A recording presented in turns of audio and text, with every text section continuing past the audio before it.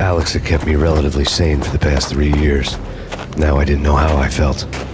Somehow he had stumbled upon something big and ended up stepping on Jack Lupino's toes.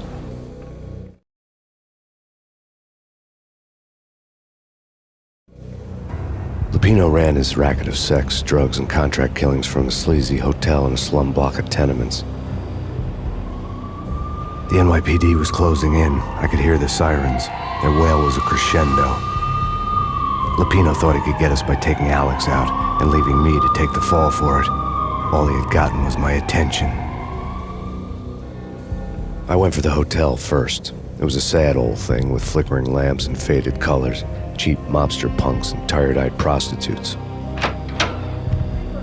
I walked straight in, playing at Bogart, like I'd done 100 times before. The place was run by a couple of murdering mobsters with shark smiles. The Finito brothers. Ladies and gentlemen, it's the pain in the butt. Pain to the max. You're killing me. Did you make that up yourselves, or you get some wino downstairs to come up with it? Don't answer that. A rhetorical question. I got something for the boss. Lupino around? That kind of depends on who's asking. A friend or a junk squad plant. Don't answer. It's one of them, how do you put it, rhetorical questions. Lupino ain't here, but he says bye. Lupino wasn't in his cheap hotel. Instead, I ran into the Finito brothers. My cover had been blown. The door slammed shut behind me, and then I was dodging bullets like raindrops. Pain in the butt. Ha ha! Pain to the max. Junk squad kid. Gotta kick it Marble City boys.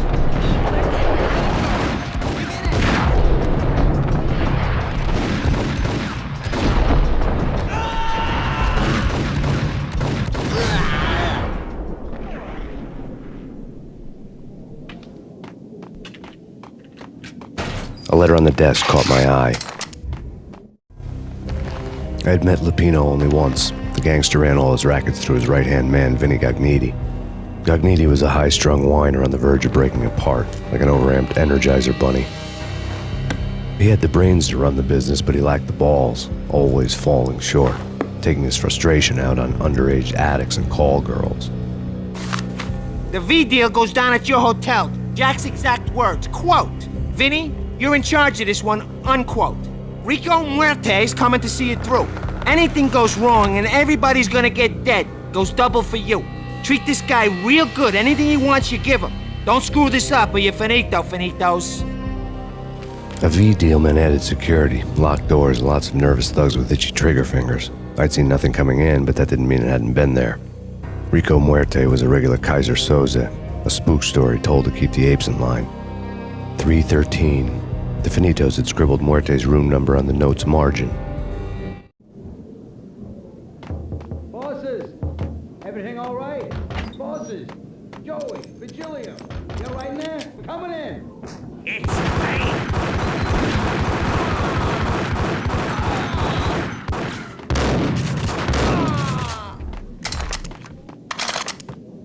Getting out was not going to be easy.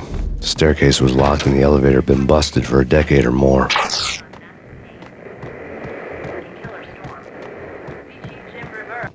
In his press conference today, the mayor stated that Valkyr represents a clear danger to New York and called for drastic actions to eliminate the problem. On today's top story, the Valkyr crisis worsens with the murder of DEA Special Agent Alex Balder. Special Agent Balder had been shot repeatedly from a point-blank range.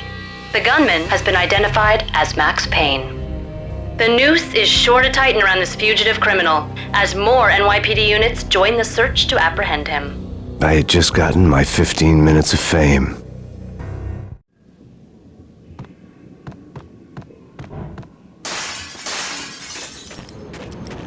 Yeah, something's wrong with the boss. Hey, yeah.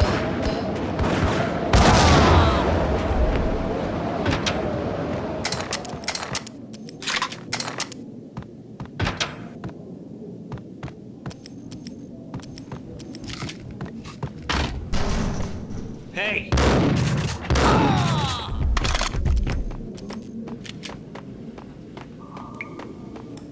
Previously on Lords and Ladies.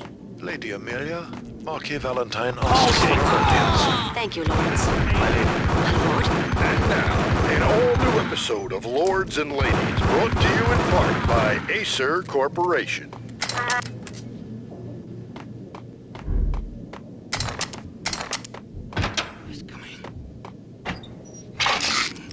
V-head junkies could go off without a warning. I had to be careful.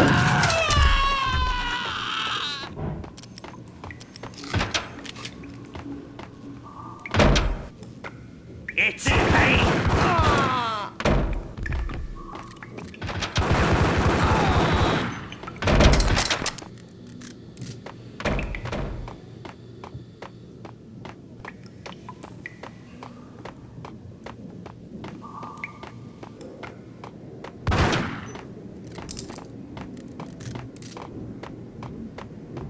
Piece of crap! Oh, careful. It might kick back. Whack! Ice off!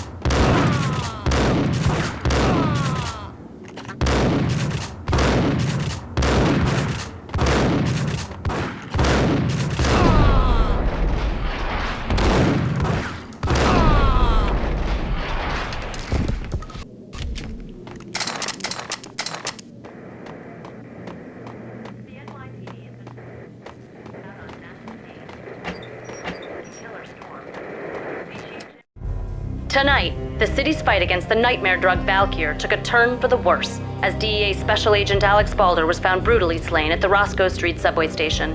A suspect was seen leaving the site only moments after the shots had been fired, and the NYPD is currently in pursuit of Max Payne, a repeated felon believed to be armed and extremely dangerous.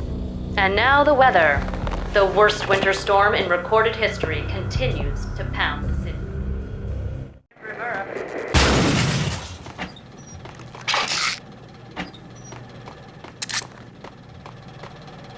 This party had been dead for a while. I couldn't say I was sorry I'd missed the show.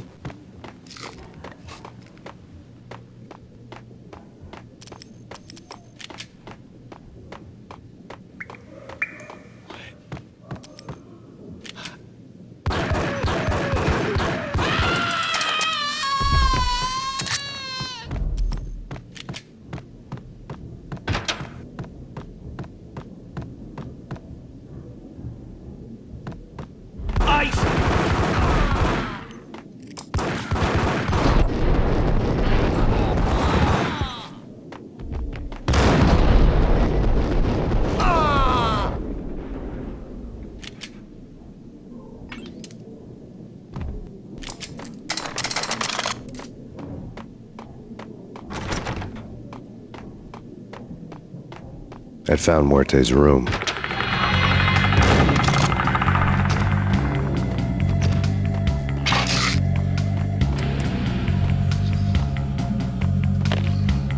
Muerte had received a letter.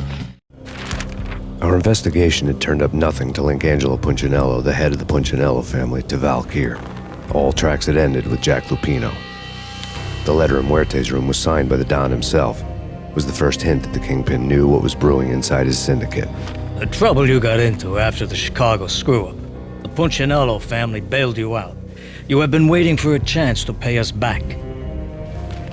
One of our trusted boys has a monkey the size of King Kong on his back. We need your special skills for backup on a major deal. Collecting evidence had gotten old a few hundred bullets back. I was already so far past the point of no return I couldn't even remember what it looked like when I had passed it. Whack the sucker!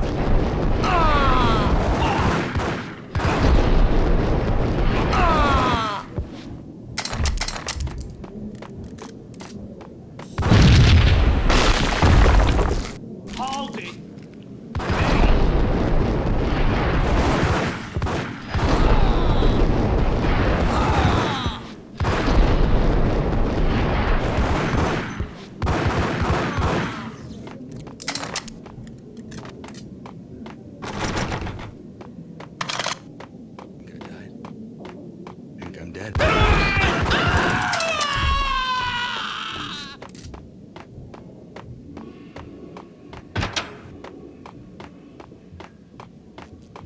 The hooker had left her diary on the table. The diary belonged to a hooker named Candy Dawn. The read would have made a vice cop blush. Had talks with the mystery hag over the phone again. Sent her the latest One-Eyed Alfred tape. As long as the hag keeps paying for the tapes, the old man could come every day for all I care. She had a nice sideline, making secret X-rated flicks of her clients and selling them to the highest bidder. It would get her killed if her V-fix for the day didn't do it first.